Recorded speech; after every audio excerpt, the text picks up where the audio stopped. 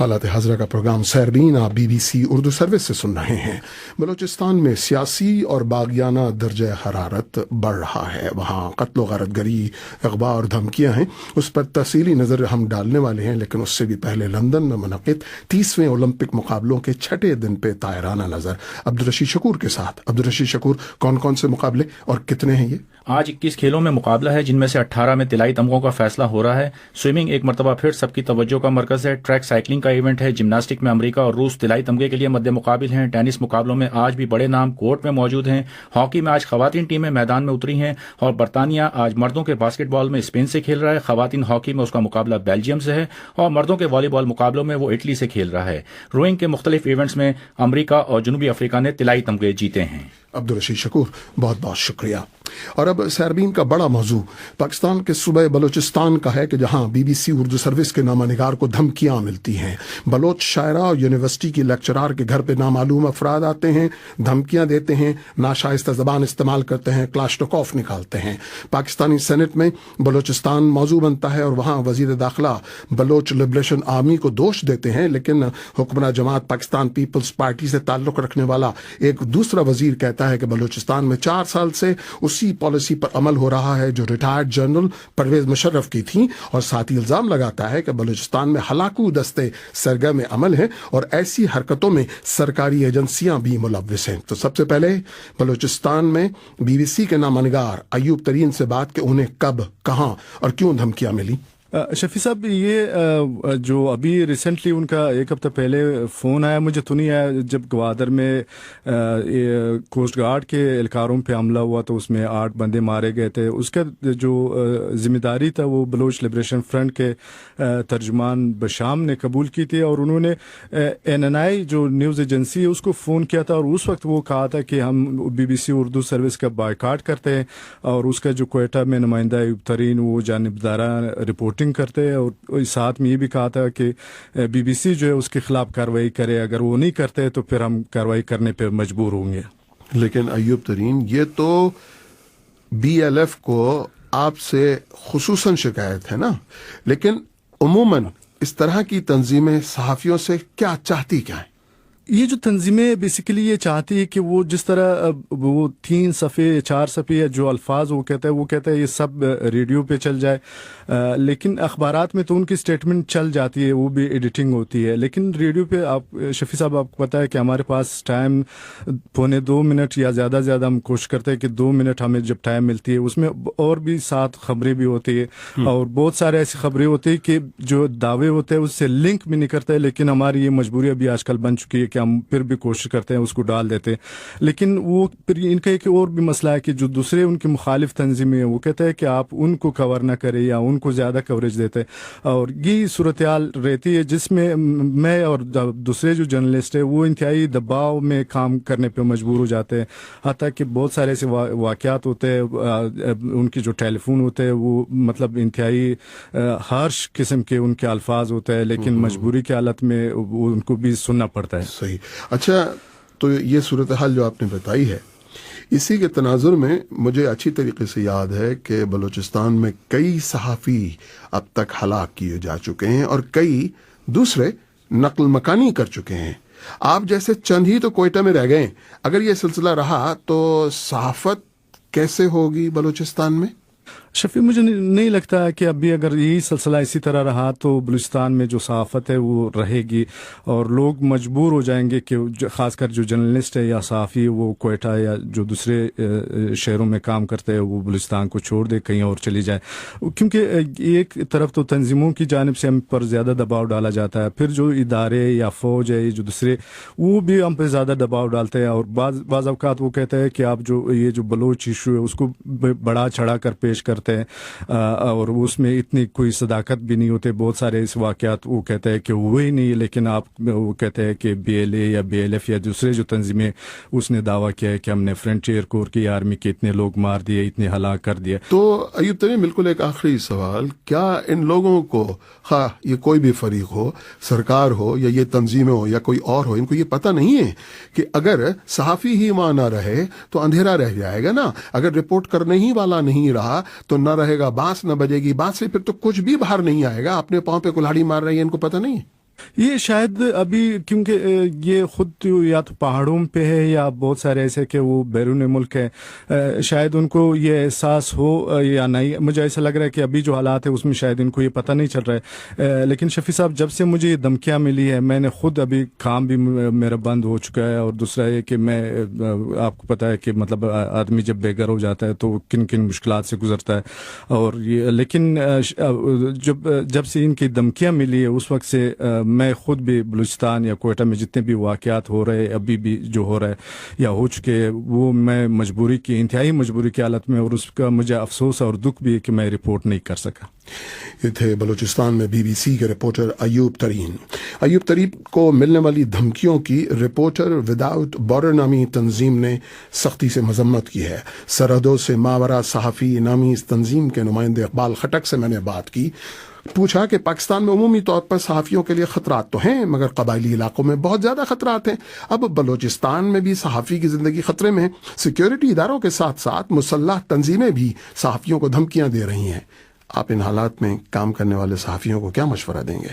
بلوچستان ہم دیکھ رہے ہیں کہ بلوچستان میں صورتحال اتنی خراب ہے جتنی آپ کو فاٹا میں یا خیبر پختونخوا میں نظر آتی ہو جی. لیکن اس طرح کی جو اس پہ فوکس ہونا چاہیے بلوچستان پہ وہ نہیں ہو رہا ہے. اور یہی وجہ ہے میرے خیال میں کہ وہاں پہ صحافیوں کے لیے صورتحال بہت ہی زیادہ خراب ہوتی جا رہی ہے. تو میں یہ پوچھنا چاہوں گا صحافیوں کو آپ کیا مشورہ دیجیے گا، وہ اپنے کیسے کام کریں؟ طلسماتی ٹوپی پہن کر کے کہ نظر نہ آنے پائیں، شیروانی پہن کر کے تاکہ ان کو دوسرا طبقہ سمجھ کر کے ظلم نہ کیا جائے، یا سوٹ میں کوٹ پتلون میں ٹائی لگا کے جائیں؟ کیا کریں؟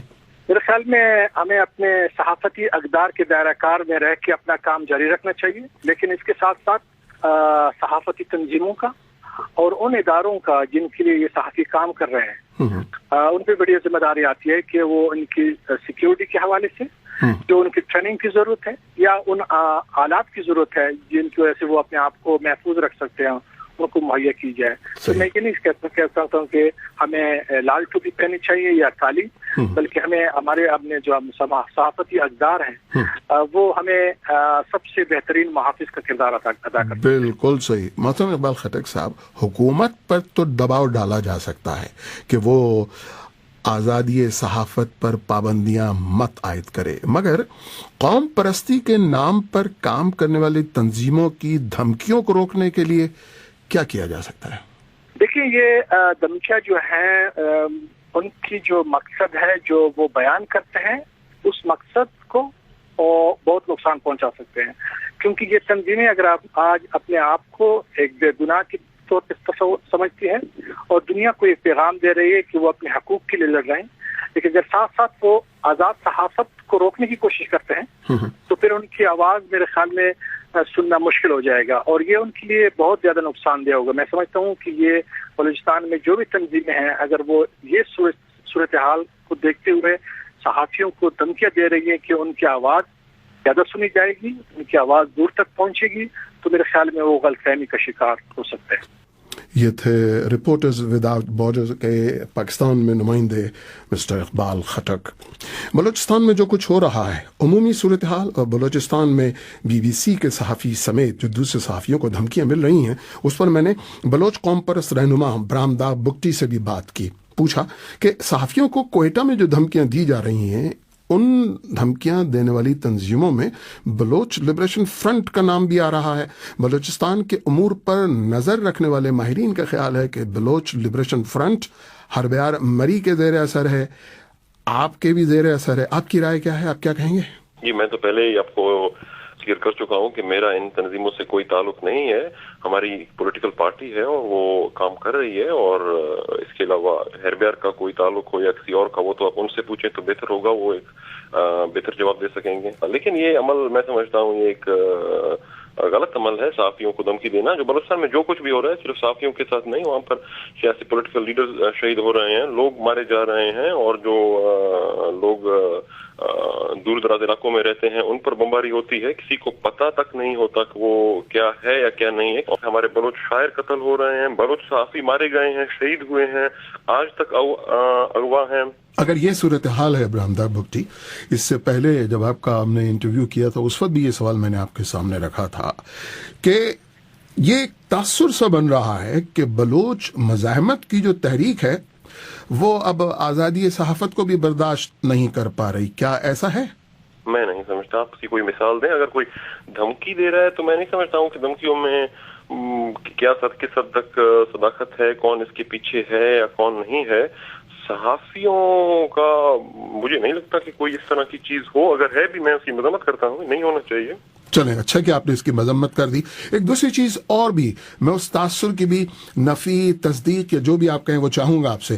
بعض لوگوں کو خدشہ ہے کہ بلوچ قوم پرست تحریک اب ایک فاشسٹ تحریک بنتی جا رہی ہے. دیکھیں جی, اس میں تو آپ مجھے کوئی مثال دینا, وہ تو ایک کہنا تو اس کے لیے بہت آسان ہوگا, لیکن اس کی بلوچ اس وقت حالت جنگ میں ہے. ہر دن بلوچ نوجوان قتل ہو رہے ہیں, اغوا ہو رہے ہیں, ٹارچر ہو کے ان کی مسخ شدہ لاشیں مل رہی ہیں ہمیں. نہ صرف ایک طبقے کی, میں گزارش کر چکا ہوں, ہمارے قومی جو بلوچ قومی شاعر ہیں وہ بلوچی جو لوگ گیت گاتے ہیں اس تک کو برداشت نہیں کیا جاتا. ان لوگوں کو اغوا کر کے, شہید کر کے, ٹارچر کر کے ان کی مسخ شدہ لاشیں ملتی ہیں. تو اس حالت میں سمجھتا ہوں اس طرح کا تاثر دینا, کسی کو برداشت نہیں کرنا, یہ صرف ایک وہ آپ کہہ سکتے ہیں کہ ایک وہ اصل حقیقت سے پردہ نشینی کر کے کسی اور بات پر توجہ دینا.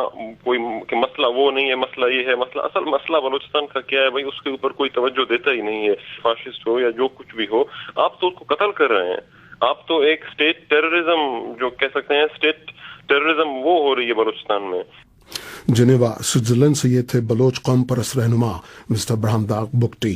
پاکستان کے وفاقی وزیر اور حکمراں پیپلز پارٹی بلوچستان کے ایک سرکردہ رہنما میر چنگیز خان جمالی نے کہا ہے کہ بلوچستان میں 4 سال peoples party retired general Pervez Musharraf کی پالیسی پر امر پیرا رہی. انہوں نے کہا کہ اپنے لوگوں کو دشمن بنانے کی پالیسی ختم کرنی ہوگی اور فوج عوام کے تعاون کے بنا کچھ نہیں کر سکتی, انہیں بھی سوچنا ہوگا. اسلام آباد میں BBC کے نامہ نگار اعجاز مہر کے ساتھ انٹرویو میں انہوں نے یہ بات کہی ہے.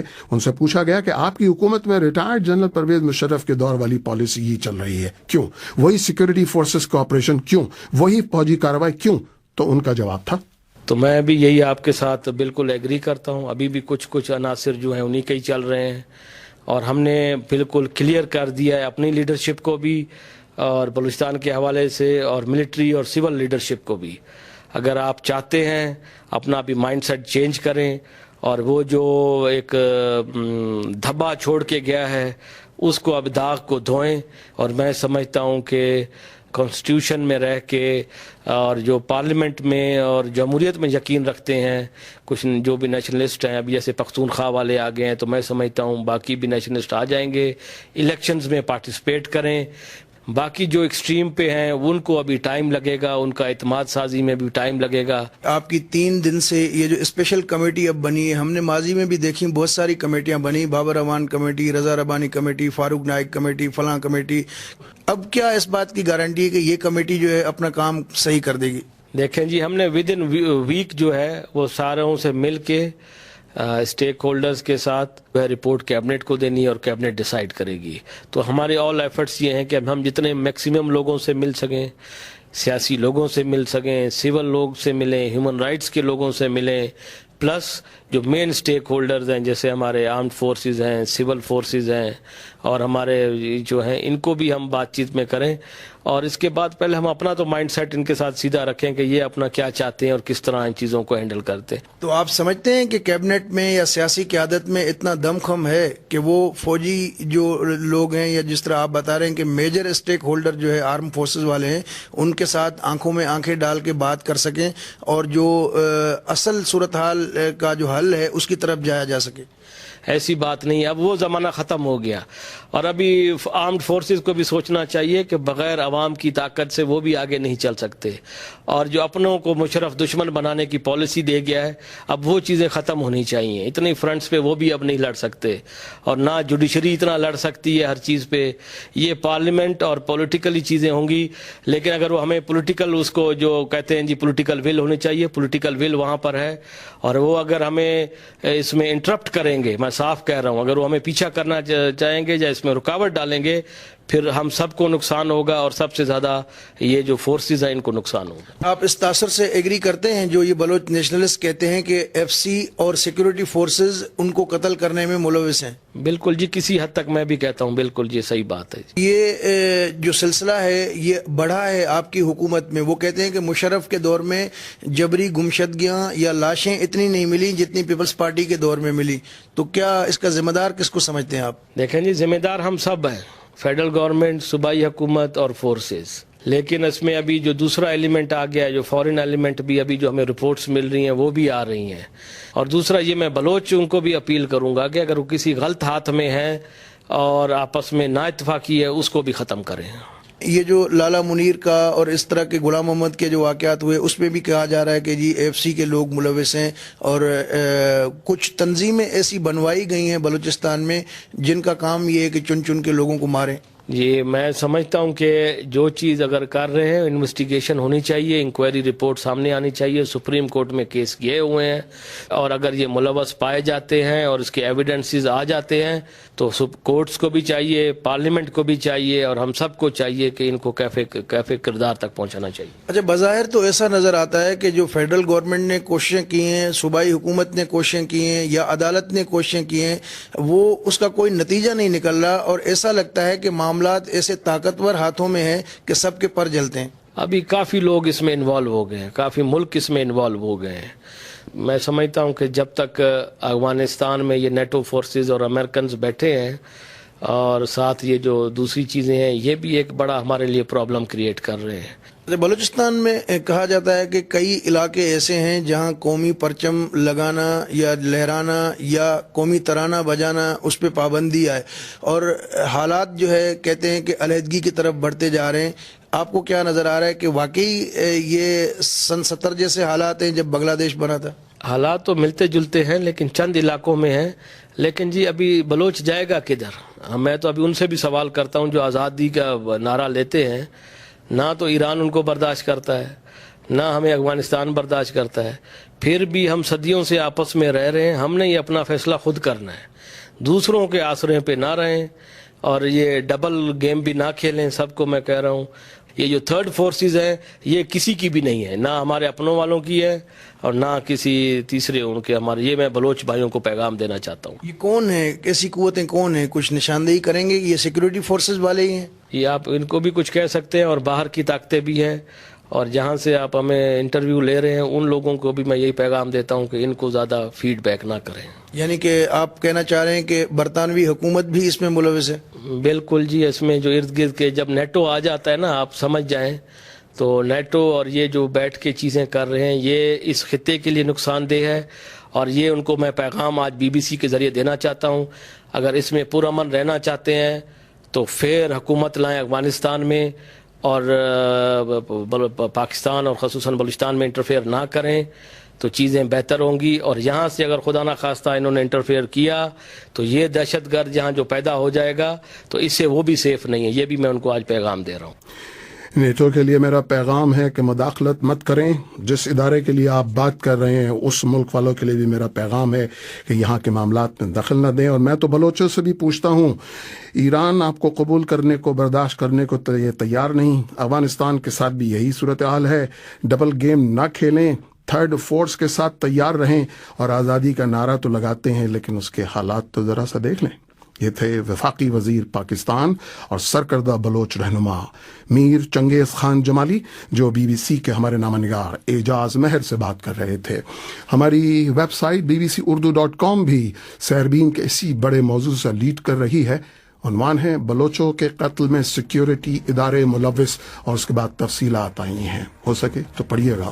سیربین کا آج کا بڑا موضوع بلوچستان ہے, وہاں کے حالات ہیں. موضوع جاری ہے ابھی وہ احوال کہ کس طرح سے یونیورسٹی کے ایک لیکچرر کے پاس نامعلوم لوگ آئے, دھمکیاں دے کر کے گئے, ناشائستہ زبان استعمال کی. احوال آنے کو ہے. حالات حاضرہ کا پروگرام سیربین آپ BBC اردو سروس سے سن رہے ہیں. हालात हज़रा का प्रोग्राम सैरबीन आप BBC उर्दू सर्विस से सुन रहे हैं। पाकिस्तान का सूबा बलूचिस्तान हमारा बड़ा मौजू है और उसका बकिया हिस्सा अब आया चाहता है।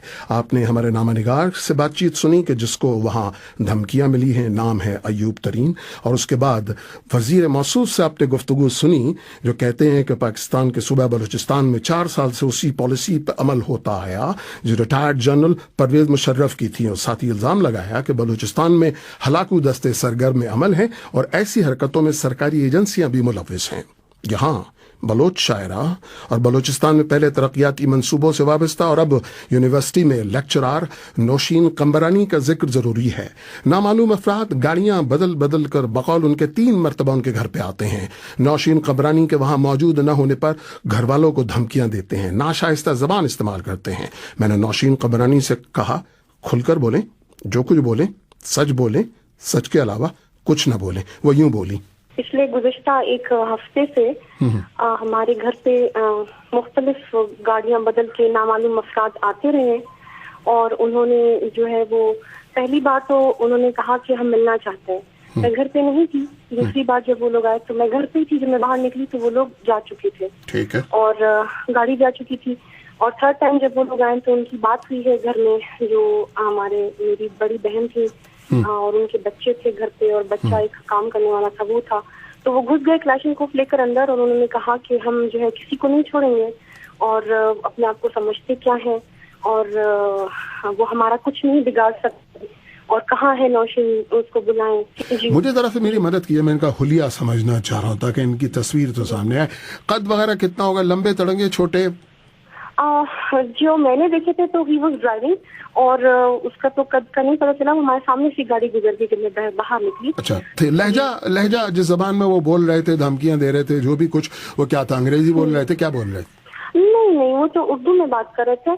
लेकिन ये कि आपको पता है कि लहजे से नहीं पता लग सकता, लेकिन ये कि चूंकि मेरे साथ ये वाकया हुआ और बहुत लोगों के साथ हो चुका है, जिस फैक्ट कि अगर किसी को मुझे टारगेट करना होता या मारना होता तो वो इजीली मुझे टारगेट कर सकते थे। ये सिर्फ और सिर्फ हरासमेंट थी कि मैं घर पे रहूं। सर, क्यों? नौशीन कम्बरानी से तकलीफ क्या है? आपको शायद अंदाजा हो, बल्कि बखूबी अंदाजा होगा कि बलूचिस्तान में जो लोग लिख रहे हैं, जो कि हकूक के लिए जो ग्रुप्स आवाजें उठाते हैं, उनको जब, क्योंकि मैं डेवलपमेंट सेक्टर में काम करती थी तो मेरा लोगों से राब्ता था और मैं इंटीरियर में काम करती रही हूँ, तो जिन लोगों के साथ मेरा राब्ता था तो वो जो खुफिया इदारों के लोग थे उनको बहुत प्रॉब्लम थी कि कम्युनिटीज में काम हो रहा है, किस तरह की स्पीचेज होती हैं। लेकिन ये कि मेरा कोई ऐसी स्पीच भी नहीं थी, मगर उन्होंने मुझे बहुत ज्यादा एक तरह से घर पे बिठाया। उन्होंने कहा कि आप मस्तूम तो क्या, जो कुचनाक है पश्तूनों का इलाका, वहां तक भी आप सफर नहीं कर सकते। आप घर पे बैठ के काम करें, आप किसी स्कूल में पढ़ाएं, किसी कॉलेज में पढ़ाएं, लेकिन आपने डेवलपमेंट सेक्टर में नौकरी नहीं करनी है। बहुत हरासा किया। ISI के कोई मेजर हमजा नामी आदमी थे। ये थी बलोच शायरा और यूनिवर्सिटी लेक्चरर नौशीन कम्बरानी। बलूचिस्तान की बिगड़ती सूरत हाल, बलोचों के दर्द और इस दर्द के मदावे के लिए मैंने अखबार बलूचिस्तान एक्सप्रेस के एडिटर इन चीफ और तज्जियाकार सिद्दीक बलोच से बात की। पूछा कि रियासत और उसके इदारे मसला हल करने की बात तो बार बार कर रहे हैं, लेकिन बलूचिस्तान में हुकूमत के इन ऐलानात को किस नजर से देखा जाता है? देखिए, हुकूमत के लिए तो क्रेडिबिलिटी उसकी जीरो है, क्योंकि जितने भी ऐलानात किए वो किसी पर उन्होंने अमल नहीं किया। कोई भी चीज आप ले लें, एक एक करके सब ले लें, कोई भी चीज क्रेडिबिलिटी उनकी जीरो है गवर्नमेंट की। और उसके शायद उसके पास इख्तियारात नहीं है, या उनका ये स्पेयर ऑफ इन्फ्लुएंस नहीं है, या उनका एरिया नहीं है। ये बुनियादी तौर पर मसला गवर्नमेंट के साथ, सिविलियन गवर्नमेंट के साथ ये रहा। बाकी रियासत के इदारे जो है ना, वो सारा का सारा प्रॉब्लम जो है उनका क्रिएट किया हुआ है। अच्छा, उन्हीं का क्रिएट किया हुआ है। आप नवाब साहब को मारने के बाद जो है वो बहुत ज्यादा खराब हो गया हालत। नवाब अकबर बुगटी की बात करें, ये पॉलिटिकल प्रोसेस तो जीरो हो गया। अच्छा, तो मैं जरा समझने के लिए आपने जो बातें कही हैं उसको एक सवाल में बदलने की कोशिश करता हूँ। अब आप मुझे रहनुमाई फरमाएं, गाइड करें जो मैं आपसे पूछता हूँ। उसके बाद, बलूचिस्तान में कौमियत के नाम पे कत्ल हो रहे हैं, फिरकाबंदी के नाम पे कत्ल गारतगिरी है, गुमशुदा अफराद की लाशें भी मिल रही हैं। क्या ये सारे काम अलग अलग गिरोह कर रहे हैं जो मुख्तलिफ किस्म का तशद्दुद करते हैं, या जैसा कि बाज़ लोग कहते हैं कि सारे तशद्दुद के ताने बाने महज एक जगह जाके मिलते हैं? देखिए बात ये है, देखिए एक तो बुनियादी तौर पर ये सीधी बात है कि ये जो मतलब हमारे शिया दोस्त हैं, भाई हैं, इनको बलोच क्यों मारे? पिछले सैकड़ों साल से साथ रह रहे हैं, कभी कोई वाकया नहीं हुआ। एक तो मैं मजाक नहीं कर रहा हूँ, जब मैं वो तो उसको बेचारे को ये पता नहीं होता शिया होता क्या है। फिर हम बताते कि जी भाई हाथ छोड़ के नमाज पढ़ता है, कहता है वही है। मैंने कहा जी, वो कहता है मुसलमान तो है, नमाज तो है, तो वो तो सेकुलर है। तो ये जो है वो ये सेक्टेरियन किलिंग तो कर नहीं सकता। किराए का जो है कातिल है वही कर सकता है। बलोच के पास इतना फालतू पैसा नहीं है कि वो किराया ले और शिया मारे।